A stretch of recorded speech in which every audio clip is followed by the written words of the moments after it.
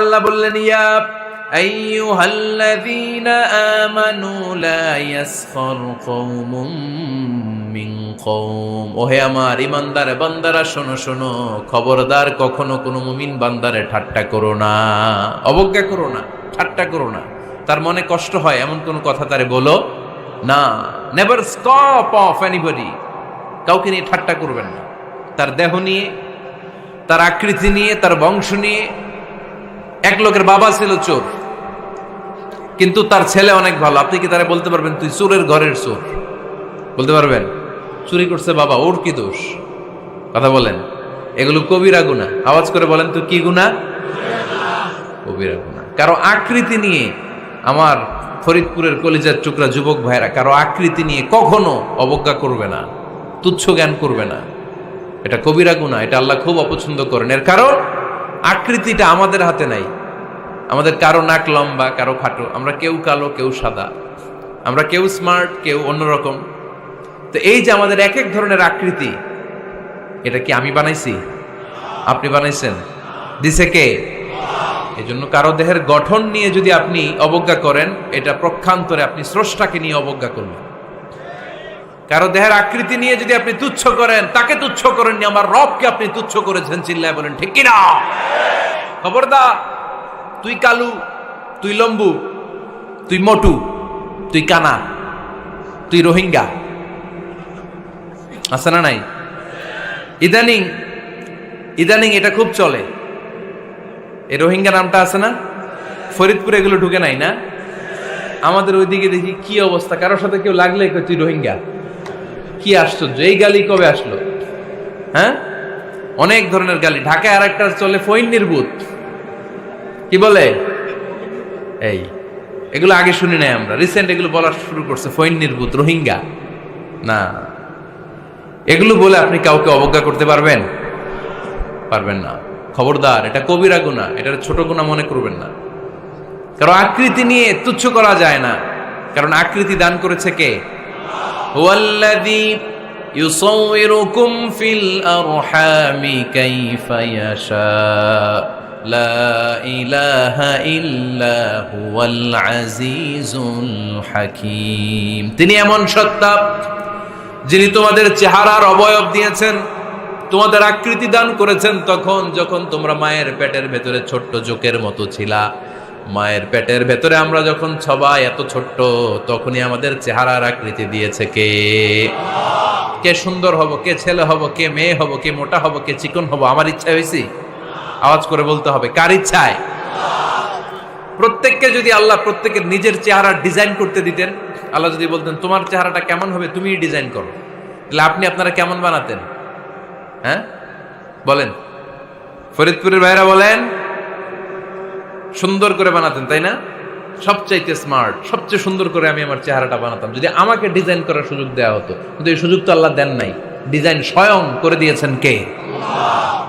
কোন নারীকে যদি আল্লাহ বলতে, এই নারীরা তোমাদের চেহারা কার কেমন লাগবে তোমরা বানাও, প্রত্যেক নারী কি করতো? বিশ্ব সুন্দরী করে নিজেকে বানাতো। খুদ ধরার মতো কোনো জায়গা সে নিজের জন্য রাখতো না, ঠিক কিনা? কিন্তু এটা আল্লাহ দেন নাই। এই আকৃতিটা আমাদেরকে সরাসরি দান করেছেন কে? খবরদার, আমাদের অনেকে বিকলাঙ্গ, আমাদের অনেকের হাত ছোট, পা বড়, দেখতে মোটা, কেউ চিকন, কেউ কালো। খবরদার, কারো আকৃতি নিয়ে কখনো কোনো অবজ্ঞার সুরে, ঠাট্টার সুরে কোনো কথা আমরা বলবো না। রাজি আছেন? সবাই রাজি আছেন? আল্লাহ রাসূল সাল্লাল্লাহু আলাইহি ওয়াসাল্লামের এক সাহাবী ছিল, নাম ইবনে মাসউদ রাদিয়াল্লাহু তাআলা আনহু। ওনার পায়ের নলা ছিল খুব চিকন, অস্বাভাবিক চিকন, স্বাভাবিক না।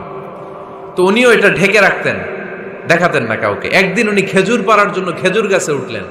খেজুর গাছে ওঠার পরে নিচ থেকে সাহাবারা পায়ের চিকন নলা দেখে ফেলছে। দেখে সবাই হাসি, সবাই হেসে কুটি কুটি। বিশ্বনবী বললেন, হেসো না, খবরদার, আমার ইবনে মাসুদের পায়ের চিকন নলা দেখে হেসো না। আমার ইবনে মাসুদের এই পায়ের চিকন নলা যদি মিজানের পাল্লায় উঠিয়ে দেয়া হয়, কিয়ামতের দিন উহুদ পাহাড়ের চেয়েও ভারী হয়ে যাবে। খবরদার, আমার ইবনে মাসুদকে আমার আল্লাহ অনেক পছন্দ করে, তার পা চিকন দেখে তাকে তুচ্ছ করো না। আল্লাহর হাবিব সাল্লাল্লাহু আলাইহি ইসলামের 11 জন স্ত্রীর মধ্য থেকে একজন স্ত্রী ছিলেন একজন স্থূল আকৃতির, অবিসিটি ছিল, একটু মোটা। ওনার নাম ছিল সাফিয়া রাদিয়াল্লাহু তাআলা আনহা। তা আম্মা জান আয়েশার সাথে একবার সফিয়ার ঝগড়া, নবীদের বউদের মাঝে মাঝে মাঝে ঝগড়া হতো, তবে সেটা হতো মধুর ঝগড়া। সুবহানাল্লাহ পড়েন। আম্মা জান আয়েশা রাদিয়াল্লাহু তাআলা আনহার বাসায় একদিন বিশ্বনবী বসা ছিলেন, আরেকজন স্ত্রী, বিশ্বনবীর আরেকজন স্ত্রী রান্না করে কিছু খাবার আম্মা জান আয়েশার ঘরে পাঠিয়েছেন।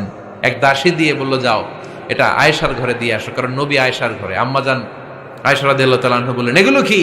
ওই দাসী বলে, তরকারি। কে দিছে? অমুক স্ত্রী। কেন দিয়েছে? আমি কি রান্না করতে পারি না? তোমরা রান্না তোমরা খাও। এই কথা বলে পাতিল সহ উড়ায় মারছে চেহারার মধ্যে। এর কারণ ওনারা মানুষ ছিলেন, মানবীয় ব্যাপারগুলো ওনাদের মধ্যেও কাজ করত। আবার এক স্ত্রী ঝোল দিয়ে রান্না করে কিছু খাবার নিয়ে এসেছে, আম্মা জান আয়েশা রেগে মেগে ওই ঝোল নিয়ে ওই স্ত্রীর গালের মধ্যে মেখে দিয়েছেন। বিশ্বনবীর আরেক বউয়ের গালের মধ্যে ওই ঝোল লাগাই দিচ্ছে। এবার ওই স্ত্রী বিশ্বনবীর কাছে যেয়ে বলে, ইয়া রাসূলুল্লাহ, দেখেন আয়েশারে আপনি বেশি আদর করেন তো, দেখেন কি করে আমাদের সাথে। এই যে আমাদের গালের মধ্যে ঝোল মাখাই একেবারে মেকআপ বানাই দিচ্ছে। বিষ্ণু ইসা ইসলাম বললেন, তাই আয়েশাকে ডাকো। আম্মা জান আয়েশা রাদিয়াল্লাহু তাআলা আনহা আসলেন। আল্লাহ রাসূল সাল্লাল্লাহু আলাইহি ওয়াসাল্লাম বললেন, তুমি কি আমার এই স্ত্রীর সাথে এমন আচরণ করেছো? আম্মা জান আয়েশা বললেন, করেছি। কেন? আম্মা জান আয়েশা বললেন, তখন মেজাজটা গরম ছিল, এখন বুঝতে পারতেছি আসলে এই কাজটা করা ঠিক হয় নাই। এবার বিশ্বনবী বিচার করবেন।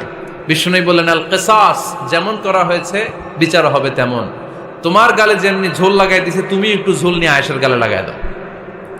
সুবহানাল্লাহ পড়বেন না? ওই স্ত্রীও কিছু ঝোল নিয়ে আম্মা জান আয়েশার গালে লাগাই দিল। এখন দুইজনে হাসতেছে, বিশ্বনবীও হাসলেন, আরশের উপর থেকে খুশি হয়ে গেলেন। কে? তো স্ত্রীদের মধ্যে মাঝে মাঝে এটা ঘটতো। সাফিয়া রাদিয়াল্লাহু তাআলা আনহা ছিলেন একটু মোটা। আম্মা জান আয়েশা বললেন, ইয়া রাসূলুল্লাহ, দেখেন আপনার মুটি বউ, আপনার মুটকি বউ, এই মুটি বউ বলে একদিন একটা গালির মতো দিয়ে ফেলছে।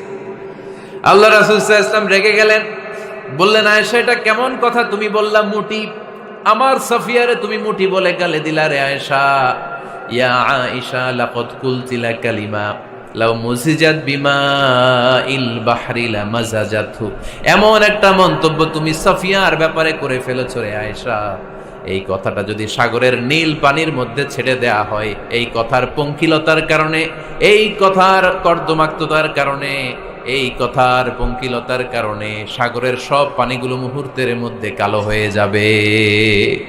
এই কথাটা সাগরে ফেলে দিলে সাগরের নীল পানি পুরোটা কালো হয়ে যাবে। আয়েশা, খবরদার, কাউকে তুচ্ছ করে অবজ্ঞা করে কখনো কিছু বলা যাবে না। এই জিহ্বাটা এটা ভয়ঙ্কর একটা অঙ্গ। বেশিরভাগ পাপ এই জিহ্বা দিয়ে হয়। কি দিয়ে হয়? এজন্য সাহাবারা জিহ্বা ধরে মাঝে মাঝে জিহ্বার মধ্যে ব্যাত মারতেন আর বলতেন, জিহ্বা তোর জন্য আমি আটকে যাব কিয়ামতের দিন। আমলিক আলাইকা লিসানাক, নিজের জিহ্বার মালিক নিজে হন। আপনার জিহ্বার মালিক যেন শয়তান না হয়ে যায়। জিহ্বা আপনার, শয়তানের ভাষায় আপনি কথা বলেন কেন?